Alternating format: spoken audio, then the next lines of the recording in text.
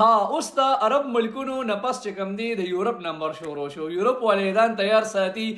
ایران چې کوم دی د عرب ملکونو د شړقولو نه پس چې کوم دی اوس یورپ ته مخه کړی ده او لومبني ایر سټرایک یې د برټش په ائیربس باندې کړی دی چې دا په سایپرس کې واقع دی. او دا زه د پاکستان د نیوز چینل نه وایم بلکې دا زه د انټرنیشنل میډیا د ریپورت مطابق دا خبره کوم چې په سکای نیوز کې راغلی دی. دین علاوه د یو کې چې کوم آفیشل ویب سټ ته باغې دا خبر ورکړل شوی دی او د سایپرس چې کوم آفیشل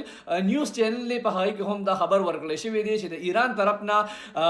په سایپرس کې دنه موجود د برټش په ایربیس باندې حمله شوې ده او دینه مخکې یو ورځ مخکې د اسرائیل چې کوم آفیشل نیوز چینل یا ویب سټ دی یا پیج دی په هغه باندې هم دا داوا شوی و چې ایران د خپل بیلسټک میزایل چې کوم رینج دی هغه زیات کو د اسرائیل نه واړو یورپ ملکونو پورې ورسو دا نقشه تاسو ما سره وینئ. هغه نه پس چې کوم دی د برټش طرفنا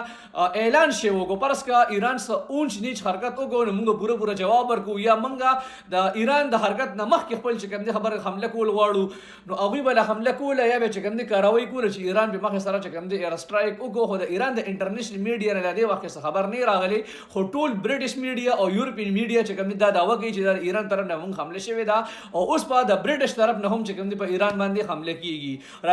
راتلونکي وخت کې څه کیږي دا سره موږ شریکو. مهرباني.